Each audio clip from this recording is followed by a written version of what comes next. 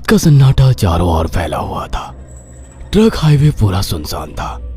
चारों ओर ठंड से हाड़ कपा देने वाली ठंड चल रही थी। हाईवे के चारों ओर घना जंगल था। उसी हाईवे पर एक मर्सिडीज दौड़ रही थी। उसमें 3 लोग सवार थे, राहुल, निधि और उनकी 10 साल की बेटी तानिया। राहुल अपने दोस्त सैफ के घर ईद की पार्टी में शामिल होने के लिए गया था और पार्टी करके घर लौट रहा था। निधि ने मुस्कुराकर ड्राइव करते हुए राहुल से कहा, कुछ भी कहो राहुल, आज तो ईद की पार्टी में मजा आ गया। हाँ, मेरा दोस्त बहुत ही बिंदास और हंसी मजाक करने वाला व्यक्ति है। मैंने देखा उसके घर पर शहर की एक से एक बड़ी हस्ती थी, मगर फिर भी वो उन सबको इग्नोर करके हमें इम्पोर्टेंस दे रहा था। हाँ, देगा क्यों नहीं, आखिर मेरा दोस्त जो है। सच में राहुल, अमेरिका से इंडिया लौटकर बहुत अच्छा फील हो रहा है। वैसे तुम्हारा दोस्त सचिन अभी तक नहीं आया अमेरिका से? निधि की बात सुनकर राहुल चौंक कर बोला, ओह शिट यार, उसका फोन आया था कि वो इंडिया आ रहा है। उसने बोला था कि मुझे एयरपोर्ट पर पिक कर ले। निधि बहुत नाराज होगा वो। कोई बात नहीं, उससे बोल देना कि तुम्हें बिल्कुल याद नहीं रहा और फिर तुम्हें सैफ की इनवाइट की हुई ईद पार्टी में भी तो शामिल होना था। निधि ने इतना बोला ही था कि उसकी बेटी तानिया ने अपनी माँ की ओर देखकर कहा, मुझे भूख लगी है माँ, और प्यास भी। तानिया की बात पर निधि ने बुरा सा मुंह बनाकर उसकी ओर देखकर कहा, पार्टी में तो इतना खाया था तुमने, फिर भी भूख लगी है। निधि की बात पर तानिया ने मासूम सा चेहरा बनाकर कहा, कोई बात नहीं मम्मी, मुझे पानी ही पिला दीजिए। कितनी बार बोला है मुझे मम्मी मत बोला करो। पानी अभी नहीं है, आगे जाकर कोई शॉप पड़ेगी तो बोतल खरीद के दे दूंगी। निधि की बात पर राहुल ने मुस्कुराकर कहा, छोटी बच्ची है निधि, इतना नाराज होना सही नहीं है। राहुल ने इतना कहा ही था कि अचानक एक काली परछाई राहुल की कार के सामने आकर खड़ी हो गई। राहुल के पैर अचानक ब्रेक पर पड़ गए। गाड़ी तेज रफ्तार में थी। ब्रेक अचानक लगने से पलटते पलटते बाल बाल बची थी। राहुल के चेहरे पर भयानक ठंडी में भी पसीने की बूंद टपकने लगी। वो दोनों कार से बाहर निकल आए। निधि ने डरते हुए कहा, आखिर कौन था ये? ऐसा लगा जैसे कि कोई भयानक काली परछाई मेरे कार के सामने आकर खड़ी हो गई हो। वह दोनों काली रात के सन्नाटे में इधर उधर देखने लगे। तभी निधि को एक घने पेड़ के पास 2 चमकीली हुई आंखें दिखाई दी। उसकी आंखें बिल्कुल भेड़ियों की तरह लग रही थी। निधि ने चीखते हुए राहुल से कहा, राहुल देखो कौन है वो, जल्दी से गाड़ी में बैठो, मुझे बहुत डर लग रहा है। राहुल ने उस तरफ देखा तो उसके रोंगटे खड़े हो गए। वो दोनों गाड़ी के अंदर बैठने ही वाले थे कि अचानक एक अजीब सा चेहरा वाला भयानक सा आदमी बिजली की रफ्तार से उनके सामने आकर खड़ा हो गया। राहुल ने देखा कि उसका चेहरा बिल्कुल सड़ा हुआ था और उसकी आंखें भेड़िए की तरह चमक रही थी। उसके लंबे लंबे बाल उसके कंधे तक आ रहे थे और उसके दांत भेड़िए की तरह बाहर की ओर निकल रहे थे। हाथों की जगह नुकीले पंजे थे। राहुल को देखकर अजीब से अंदाज में हंसने लगा, मगर जैसे ही राहुल की नजर उसके कपड़ों पर गई, राहुल की आंखें फटी की फटी रह गई। वो हकलाते हुए बोला, भाईजान, भाईजान, मुझे माफ कर दो, मुझे छोड़ दो। राहुल ने इतना कहा ही था कि अचानक उस अजीब से देखने वाले भयानक आदमी ने अपने पंजों से राहुल की गर्दन कसकर पकड़ ली और एक ही सेकंड में उखाड़ कर जमीन पर फेंक दी। राहुल के धड़ से लाल रंग का खून का फुहारा फूट पड़ा। इस भयानक मंजर को देखकर निधि के गले से एक जोरदार चीख निकल गई। निधि इससे पहले भागती कि अचानक उस भयानक दिखने वाले आदमी ने निधि को पकड़ लिया और अपने नुकीले पंजे उसके पेट में गड़ा दिए और उसकी अतड़ियां बाहर निकाल दी। निधि की एक दिल दहला देने वाली चीख सन्नाटे को चीर गई। अचानक हवा का एक बवंडर उठा और वो भयानक सा दिखने वाला व्यक्ति देखते ही देखते बवंडर के साथ गायब हो गया।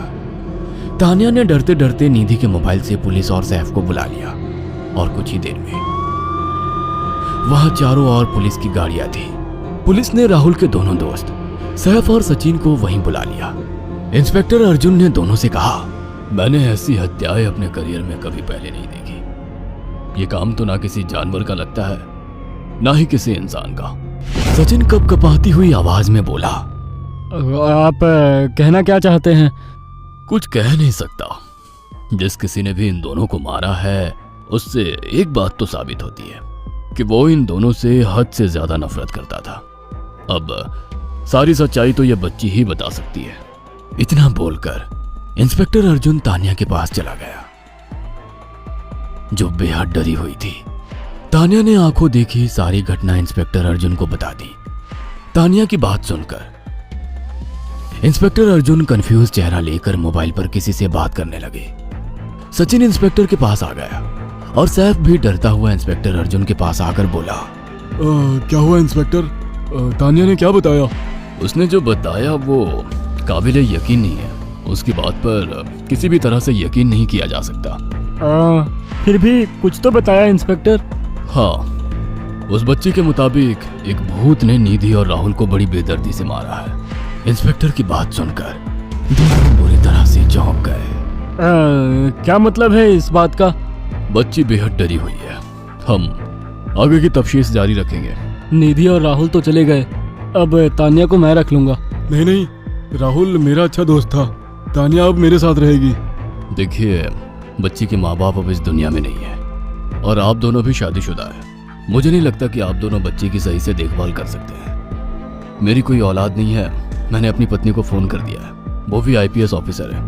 ये बच्ची आज से मेरे साथ रहेगी। उसका मासूम चेहरा मेरे दिल में उतर गया है। अब तुम दोनों जा सकते हो। पूछताछ के लिए मैं जब भी तुम्हें बुलाऊं तुम दोनों आ जाना। इंस्पेक्टर ने ये बात बोली ही थी कि अचानक वहां पर मौसम बदल गया। चारों ओर काली घटाएं छा गई और एक भयानक बवंडर उठा और देखते ही देखते सब पुलिस वालों के सामने वो भयानक चेहरे वाला आकार सबके सामने खड़ा हो गया। उसको देखकर सबके रोंगटे खड़े हो गए। देखते ही देखते उसने अपने भयानक पंजे सैफ की आंखों में डालकर उसकी आंखें निकाल ली। सैफ ने चीखते हुए वहीं दम तोड़ दिया। उस भयानक आदमी को देखकर सचिन उसके पैरों पर गिर गया। तुम तो भाईजान से कपड़े पहने हो। मैं समझ गया, तुम भाईजान हो। मुझे माफ कर दो भाईजान, मुझे यहाँ से जाने दो। मैंने कुछ नहीं किया था। वो भयानक चेहरे वाला गुर्राते हुए बोला, बता इन सबको कि ये सब इतनी भयानक मौत क्यों मरे। सचिन दौड़ता हुआ इंस्पेक्टर अर्जुन के पास गया और बोला, मैं जानता हूँ इसने इन तीनों को क्यों मारा। इसका नाम भाईजान था। जब ये जिंदा था ये किसी का भाई किसी की जान था। बहुत साल पहले ये हम सबका बहुत अच्छा गहरा दोस्त और बिजनेस पार्टनर था। ये सबकी बहुत मदद किया करता था। इसकी प्यारी सी बेटी थी तानिया, जो इस वक्त कार के अंदर बैठी हुई है। ये इसी की बेटी है। भाईजान अपने सारे पैसों से एक बहुत बड़ा हॉस्पिटल खोलना चाहता था जिससे गरीबों का मुफ्त इलाज किया जा सके, मगर हम तीनों इसके लिए तैयार नहीं थे। हमारी नीयत उसकी दौलत पर खराब थी और एक दिन हम सब धोखे से ईद के दिन भाईजान को यहाँ ले आए और इसे मारकर फेंक दिया। तो फिर तुम सबने इसकी बेटी को क्यों जिंदा छोड़ दिया? हमें बाद में पता लगा कि भाईजान ने सारी जायदाद अपनी बेटी के नाम कर दी है, इसीलिए हमने भाईजान की पत्नी को भी मार दिया। और तानिया का तुम 18 साल की उम्र पूरी करने का इंतजार कर रहे थे ताकि सारी जायदाद अपने नाम करा सको और बाद में उसे भी ठिकाने लगा सको। इसी के लिए तुम दोनों इस मासूम बच्ची को अपने साथ रखने की जिद कर रहे थे। जी, आपने बिल्कुल सही कहा। हम तानिया को भी इसी जगह लाकर मार देते। सचिन की बात सुनकर इंस्पेक्टर अर्जुन की आंखों में खून उतर आया। इंस्पेक्टर अर्जुन के कुछ कहने से पहले ही भाईजान बिजली की रफ्तार से इंस्पेक्टर अर्जुन की आंखों के सामने से सचिन को पकड़कर ले गया और उसके शरीर के टुकड़े टुकड़े कर दिए और हवा में उठे एक तेज बवंडर के साथ गायब हो गया।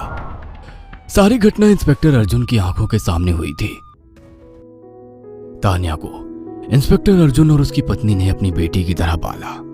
अगर आपको हमारी ये कहानी पसंद आई हो तो इसे लाइक और शेयर करना ना भूलें। साथ ही ऐसी और नई कहानियों के अपडेट्स पाने के लिए हमारे चैनल अक्षु टीवी को जरूर सब्सक्राइब करें।